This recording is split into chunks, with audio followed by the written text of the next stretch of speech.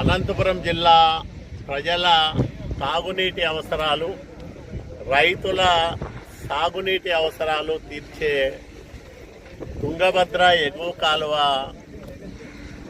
కొత్త రూపాన్ని సంతరించుకుంటా ఉంది. నారా చంద్రబాబు నాయుడు గారి నాయకత్వంలో కూటమి ప్రభుత్వం ఏర్పాటైన తొలి ఏడాదిలోనే, ఇంకా చెప్పాలంటే తొలినాళ్లలోనే నేను స్వయంగా ఈ కాలువ పైన పర్యటన చేసి అత్యవసర మరమ్మతులపై కింద 1 కోటి రూపాయల పనులు చేయించడం వల్ల గత సీజన్లో మనం సక్రమంగా నీళ్లు తీసుకోవడానికి అవకాశం ఏర్పడింది. తర్వాత ఎక్కడైతే కాలువ గట్లు బలహీనంగా ఉన్నాయో, అండర్ టన్నెళ్ళు దెబ్బతిన్నాయో, నీటి ప్రవాహానికి అవరోధంగా తయారైన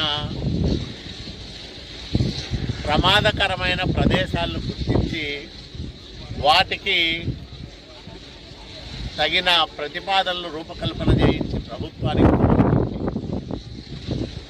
ఏడాది తిరగకుండానే 35 కోట్ల రూపాయల నిధులను మంజూరు చేయించి పనులు ప్రారంభం చేసి దాదాపు 80% పైగా పనులను పూర్తి చేసిన ఘనత చంద్రబాబు నాయుడు గారి ప్రభుత్వానికే దక్కుతుంది. అనంతపురం జిల్లా అన్నా, ఈ జిల్లా రైతులన్నా, ఈ జిల్లా ప్రజలన్నా ముఖ్యమంత్రి గారికి ఉన్న ప్రత్యేకమైన ప్రేమ అభిమానాలకు జరుగుతున్న ఈ తుంగభద్ర ఎగువ కాలువ పనులే నిదర్శనమని నేను చెప్పదలుచుకున్నాను. 5 సంవత్సరాల జగన్మోహన్ రెడ్డి పరిపాలన నిర్లక్ష్యానికి గురై ఒక తట్టడు మట్టి ఎత్తేసిన పాపాన పోలేదు. యుద్ధ ప్రాతిపదికన చేయాల్సిన అత్యవసర మరమ్మతులకు కూడా 1 రూపాయి విధించిన పాపాన పోలేదు. పూర్తిగా అనంతపురం జిల్లా రైతులను గాలికి వదిలేసి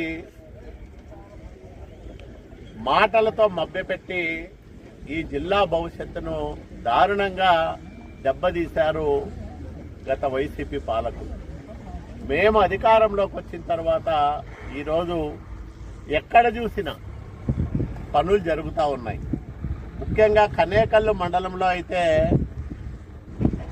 ఈ పనులన్నీ కూడా జరుగుతున్న విధానం చూస్తే రాయదుర్గం నియోజకవర్గానికి మళ్ళా మంచి రోజులు వచ్చాయి. ఈ నియోజకవర్గం బాగుపడడంతో పాటు అనంతపురం జిల్లా వ్యాప్తంగా వెళ్లాల్సిన నీటికి మేము మార్గం